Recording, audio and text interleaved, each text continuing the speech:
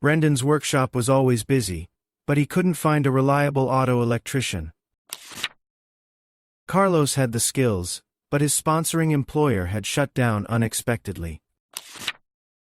Carlos could only work 6 months, unless someone took over his visa sponsorship. Brendan gave Carlos a chance.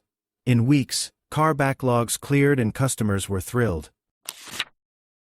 Brendan didn't want to lose him, so he took over Carlos's sponsorship.